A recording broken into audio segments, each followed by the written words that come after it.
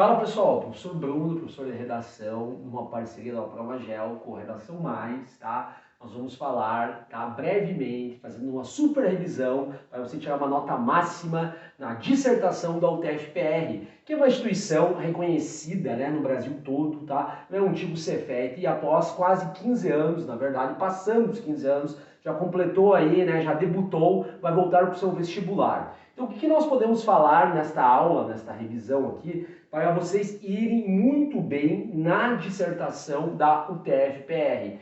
Eu posso garantir para vocês o seguinte, não tem nada de novo. O que não é nada de novo? Você que está estudando, você que está, né, diante exatamente de redações semanalmente, não vai encontrar dificuldade nenhuma na prova da UTF-PR. No entanto, eu vou bater aqui os principais tópicos que estão no edital da prova, tá? Então, assim, se você olhar aqui o que está em vermelho no canto, e você já fez o Enem, você vai notar uma questão similar, tá? Norma culta, estrutura do texto dissertativo, seleção dos argumentos, mecanismo argumentativo e intervenção conclusiva. É exatamente aquilo que o INEP faz na prova do Enem. Ele chama de 5 competências. O que a banca do TFPR fez? Ela pegou a proposta de redação e ela vai te valorizar, ela vai validar o seu texto em cima de 5 tópicos. Norma culta, moçada. Você não vai escrever uma redação usando, né, a norma coloquial, um aí, um daí, né, um né. Não cabe na formalidade que vocês aprendem lá nas aulas de gramática, por exemplo, tá? A estrutura do texto dissertativo, argumentativo, está aqui, tá? Então, uma introdução, que é o começo do seu texto, que é como você se apresenta inicialmente, tá? Um desenvolvimento, que na verdade são 2 desenvolvimentos que você vai ter, e uma conclusão. Eu posso garantir para vocês o seguinte, que os corretores, né, na verdade é um corretor, se tiver discrepância, ou seja, tá, tiver diferença de nota entre o primeiro corretor e o segundo corretor, aí entra mais um. Nesse sentido, a gente tem que pensar o seguinte, gente, tá? Ele vai começar a ler seu texto exatamente avaliando se você tem uma introdução, um desenvolvimento e uma conclusão. Nós chamamos isso de estrutura externa. Só que você tem que prestar muita atenção agora. A gente não avalia só a estrutura externa, porque a estrutura externa é o básico. Nessa estrutura do texto dissertativo, eles vão avaliar internamente o seu texto. Porque quando ele avalizar internamente seu texto, ele vai avaliar a seleção dos argumentos que você usou para comprovar por A mais B a temática que vai ser proposta. E os mecanismos argumentativos, as conjunções, né? O além disso, o outro sim, o porém, o entretanto, o assim, nesse sentido, que são exatamente palavras da língua portuguesa que nós usamos para prolongar, para progredir na ideia que nós estamos defendendo. Então eu fiz aqui uma coisa bem ilustrativa, tá? Dentro da introdução, que vai ter de 4 a 5 linhas, e aqui é oportuno a gente comentar, a UTF não colocou no edital um número de linhas. Então nós planejamos que vai ser um texto dissertativo, argumentativo, de pelo menos 20 linhas. Por quê? Porque como eles estão trabalhando com basicamente, tá, o processo de correção do Enem, não existe lógica, não existe coerência alguma para pedir um texto inferior a 20 linhas, tá? Então fiquem tranquilos. E é padrão, né? Tipo, 20 linhas para uma dissertação é o padrão na maior parte dos vestibulares, na maior parte das provas que nós temos no Brasil.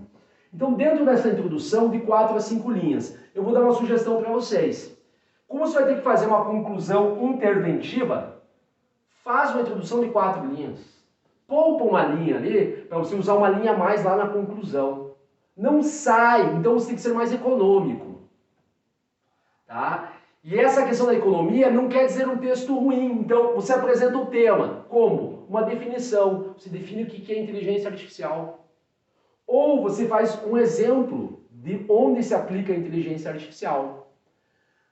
E para apresentar o tema, moçada, 1,5 linha basta. Tá? Porque se você for falar de vacinas, você vai colocar assim, vacinas, né, são medidas eficazes para combater uma série de doenças. Ponto. Você consegue fazer isso em 1 linha. tá? Se você for usar um exemplo, né, a criação de vacinas no Brasil, tá, foi um ponto importante para ajudar a saúde pública a combater uma série de doenças. Olha aí, ó, cabia em uma linha só. Aí vem a tese. O que é uma tese? A tese é a tua opinião em terceira pessoa sobre o tema. Na verdade, moçada, a tese é você problematizar o tema. Se o tema é os impactos da inteligência artificial no mercado de trabalho, o que você pensa sobre isso? Isso é benéfico? Isso é desafiante? Isso é problemático?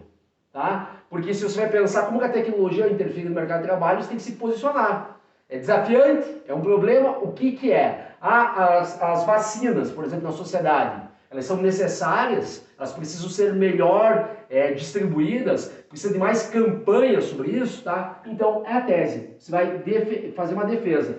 Um outro sentido aqui na tese, pessoal. Palavra-chave, tá? Não existe tese distante de palavra-chave. Então, eu vou pensar aqui numa proposta que eu penso que é bem importante para o TFPR. Por ser uma universidade tecnológica, tá? A inteligência artificial. Total inteligência artificial. É um tema que, se você vai fazer o vestibular, você tem que estar por dentro, tá? Então, palavra-chave é a seguinte: o tema é a aplicação da inteligência artificial no futuro do trabalho no Brasil. Então, as expressões inteligência artificial e futuro do trabalho, elas têm que ser completadas na tese. Porque isso é tangenciar o tema. O que é tangenciar o tema, moçada? É o recorte temático. Se você não faz o recorte temático, você tem fuga parcial do tema. E com fuga parcial do tema, você já perde nota na largada. Não dá para perder nota na largada de uma dissertação. E é muito tranquilo, tá? Você coloca lá, vou fazer aqui uma tese, tá? Bem rapidamente, de inteligência artificial no mercado de trabalho. Então eu fiz lá a apresentação, vamos pensar, usei lá a Revolução Industrial para falar tipo, da evolução do trabalho. Daí coloca assim, ó, séculos depois, a inteligência artificial torna-se cada vez mais usada pelo mercado de trabalho brasileiro e vai garantir a consequência trabalhista no Brasil. Ponto. Tá aí, ó, você já definiu a tese. Terceira etapa da introdução, fundamental. Antecipação argumentativa, nós também chamamos de projeto de texto. O que é antecipação argumentativa? Base do desenvolvimento 1, D1, base do desenvolvimento 2, que é o D2. Se você está falando de inteligência artificial e mercado de trabalho, você pode pensar comigo que um projeto de texto é como a inteligência artificial vai participar do mercado de trabalho e quais são as garantias que o Ministério de Ciência e Tecnologia vai dar exatamente para os empregados com relação ao crescimento da inteligência artificial. Porque se a gente parar para pensar, tá aqui rapidamente, se a inteligência artificial começar a ocupar vários postos de trabalho, o que vai acontecer com as pessoas? Então você tem que ter também um limite nesse tipo de coisa. Então você antecipa isso para você chegar ao desenvolvimento. O desenvolvimento, gente, tem que ser 2 parágrafos, que vai dar em torno de 12 linhas. Não precisa fazer os 2 desenvolvimentos como se fosse uma pizza, com tamanho de linhas iguais, tá? 6 e 6. Não, dá para você fazer um de 6 linhas, tá? Um de 5 linhas. Não pode ter discrepância, tá? Um tem 6 linhas e o outro tem 2 linhas, 3 linhas. Aí não dá. Mas assim, diferença, 2 linhas a mais, tá entendendo? 2 linhas a menos do D1 para o D2 pode acontecer. E por que, professor, que precisa de 2 desenvolvimentos? Porque você precisa argumentar. Se você vai falar de inteligência artificial, se você vai falar de ciência, se você vai falar de comportamento, não tem como você defender um ponto de vista num texto dissertativo argumentativo com um tipo de argumento só. Você tem que provar os argumentos, porque você pode falar do argumento de algo que está acontecendo hoje e você pode pensar na estrutura. É uma coisa que se arrasta há muitos séculos, é um problema que surgiu no século XXI. Tá? E como que a história enxerga isso? E como que, de repente, um pensador lá da filosofia enxergou isso? Ou como que um dado do IBGE registra isso? Tá? Então, você precisa exatamente mostrar pontos de vista. Daí a gente volta aqui, ó, na seleção dos argumentos, que é uma das competências que vão ser cobradas. Que tipo de argumento que você vai levar para a tua redação? Você tem que levar uma argumentação consistente. E, para deixar vocês tranquilos, essa argumentação existiu das aulas de geografia, das aulas de biologia, das aulas de história, da sociologia, da arte, da literatura e principalmente da sua informação, né? Tipo, você é um cidadão do século XXI, Você tem tipo, os mecanismos, tá? Os portais da internet te informando, você tem que ter uma noção do que está acontecendo. Tá? Ontem, por exemplo, saiu uma notícia, né, que a Organização Mundial da Saúde decretou o fim da pandemia da Covid-19. Então você tem que saber disso. E daí uma informação bem importante que pode aparecer na prova, tá? Até para a redação. Se a gente comparar com as epidemias como a peste negra e a gripe espanhola, vamos lembrar que o mundo era muito menos populoso, a Covid-19 ela supera, porque foram em torno de 70 milhões de mortos, tá? Segundo a OMS.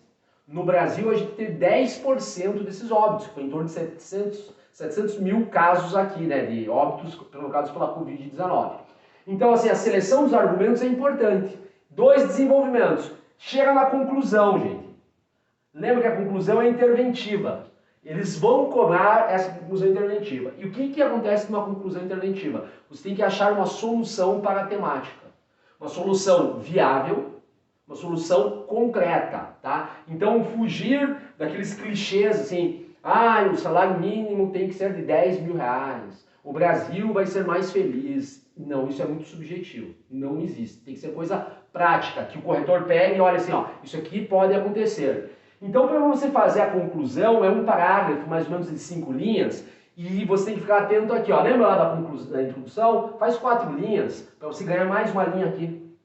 Porque se é uma interventiva, você vai gastar pelo menos 5 linhas ali. Gente, é o AMED, tá? Então, ação, tá? O que vai ser feito? O agente, quem que vai fazer? Quem que é agente? Ministério da Ciência e Tecnologia, Ministério do Trabalho, Ministério da Saúde. Não generalizem com o governo. O governo é muito, tá? Não generalize a Constituição brasileira. É muito genérico, então pega um artigo da Constituição, tá? Mas a dica é, para a ação, para o agente, melhor dizendo, da conclusão, coloca o Ministério. Coloca o Ministério. Se é inteligência artificial, o Ministério da Ciência e Tecnologia. Se é ciência, por exemplo, né, o Ministério da Saúde, de certa forma, falando de medicamento, de vacina, esse tipo de coisa, tá? O meio. Como que esse agente vai fazer? Por verba? Pela efetivação de uma lei? Por um projeto de lei que vai ser criado? Tá? Vai levar isso para as escolas? Vai levar isso para o debate na sociedade civil? Tá? E vai levar isso, né, para a comunidade? Tá? O efeito, qual é o efeito que isso vai ter? Isso vai beneficiar os trabalhadores? Isso vai beneficiar as pessoas mais carentes? Isso vai beneficiar a terceira idade? Quem vai beneficiar? E o detalhamento, dash de detalhamento, tá? Como que isso vai melhorar a sociedade? Vamos lembrar que se eles querem intervenção na conclusão, é notável que o tema da redação vai ser algo problemático. Não tem como você pedir intervenção sem problema. Então não vai ser uma proposta subjetiva. Não vai ser, tá? Pensando no Brasil, eu vou sugerir aqui 3 campos que podem aparecer na prova. Um já foi comentado aqui na nossa revisão, inteligência artificial. Nós temos muita discussão sobre inteligência artificial. A gente teve, inclusive, agora recentemente, né, um comunicado do Vale do Silício, tá, falando para parar as pesquisas de inteligência artificial, comandados por os maiores barões e os CEOs das grandes empresas de tecnologia dos Estados Unidos. Uma outra coisa muito importante é o trabalho análogo à escravidão.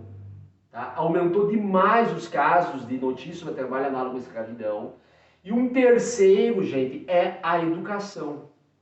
É quase que uma metalinguagem, a redação falando da educação. O que é da educação? O novo ensino médio. Os itinerários formativos do novo ensino médio. Tá? De repente, os filhotes da Covid, né? Tipo, a desigualdade na educação, até a desigualdade tecnológica de acesso à internet. Tá? Então são 3 temas, tá, que são de suma importância. Mas pode aparecer sobre meio ambiente, sobre bioma? Pode.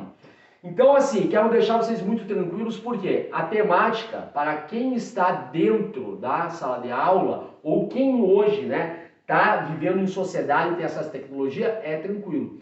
Uma última coisa, faça um projeto de texto. Se o tema da redação é, né, os impactos da pandemia na educação brasileira, tá?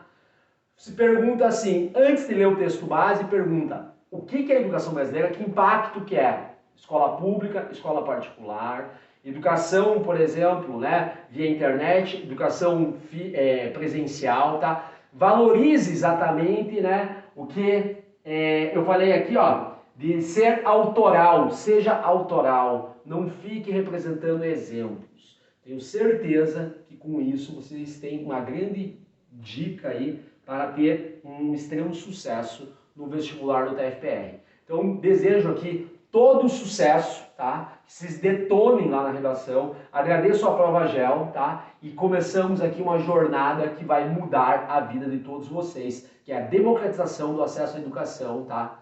No Brasil, beleza? Grande abraço, professor Bruno, e até mais.